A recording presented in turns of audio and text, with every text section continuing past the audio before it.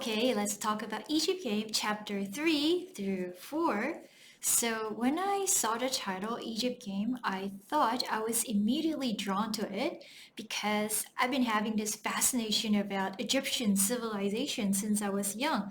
I guess many of us, whether children or adults, share this kind of fascination because there are some very mysterious aspects about this civilization. First of all, we can think about the pyramids. So the Great Pyramid of Giza is really huge, so it's called one of the seven wonders of the ancient world.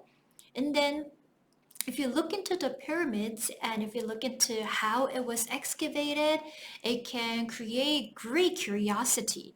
So, for example, Tutankhamun, he was a boy king. When he died, he was only 19. When his tomb was discovered, the tomb was completely intact. So it was in perfect condition. It was full of gold, jewelry, and even his golden mask. So it's like finding a treasure chest from a pirate ship. So it arouses great excitement in us. Also, the Egyptians believed in many gods and goddesses, each with their own special powers and each with the shape of an animal. That's also a source of fascination. And the Egyptian records were written in hieroglyphics. It's a type of writing, and it's like a secret code, and nobody was able to translate that until pretty recently. So, deciphering the secret code is also a part of the great mystery. So, Egypt is a place of magic, mystery, so it has been a source of fascination for children and adults. So, that's what made me choose this book. So, there are certain Egyptian powers that are mentioned in chapter 3 and 4 of the book. So, pharaohs are the rulers, they're the kings of Egyptian world, and they are considered divine or semi-divine. Divine means godlike. So they are the bridge between the gods and the people, and they're considered to have absolute power over land. And then the god Set, which is the evil god, is also mentioned. And God Set represents chaos, violence, deserts, and storms. And he has a head of an unknown animal. So he is known in the mythology for murdering his brother Osiris. And then later, Osiris' son Horus found it out, and then he has an ongoing battle with Set. And Nefertiti, she was an actual human that existed. She was a wife of a pharaoh, uh, and then she was very renowned for her beauty. Her bust, so this sculpture right here, was discovered in 1912, and it was in such great condition. So Nefertiti, she's a goddess of beauty according to the children in this book. So there are two important characters in the novel, the main character April and her best friend Melanie. So why do they enjoy each other's company? They seem quite different, right? April, she puts on this Hollywood glamour. She pops up hair. She wears a fur shawl. Talks like an adult, like a bored Hollywood actress. She wears fake eyelashes. So April is very weird and unique. But Melanie, she's just really outgoing, she's kind, and then she easily makes friends.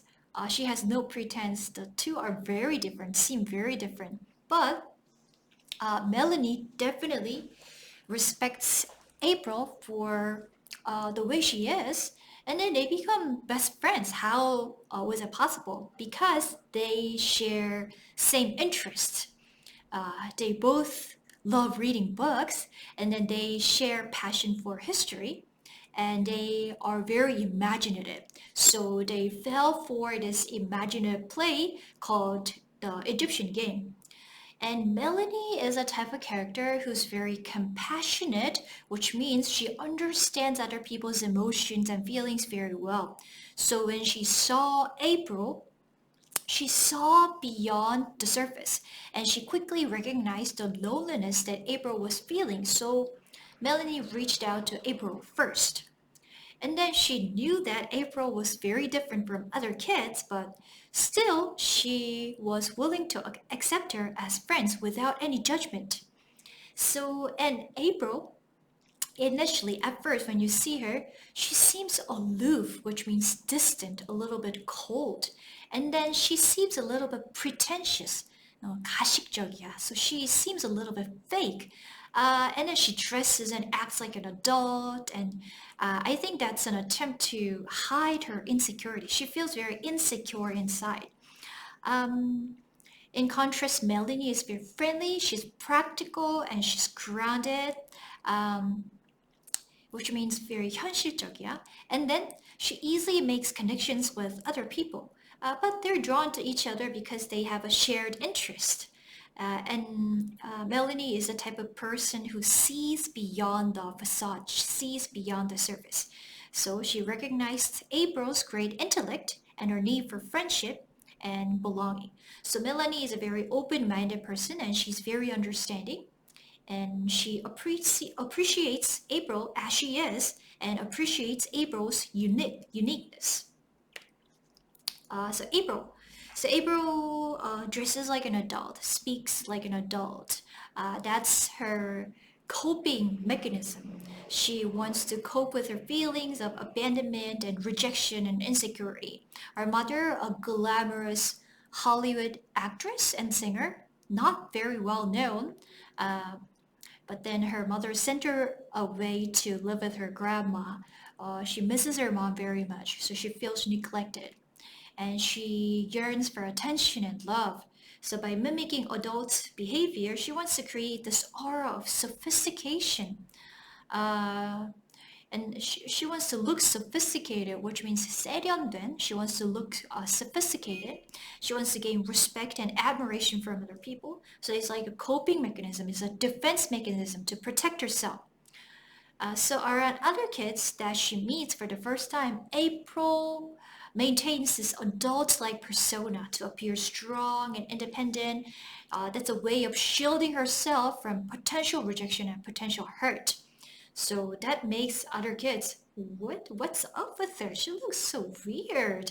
And she looks very unapproachable to her peers. But with Melanie, April feels safe and understood. So April sort of lowers her guard and she just becomes herself. So I guess Melanie has this non-judgmental attitude towards April, so April is able to relax without the need for being pretentious. Okay, thank you for watching.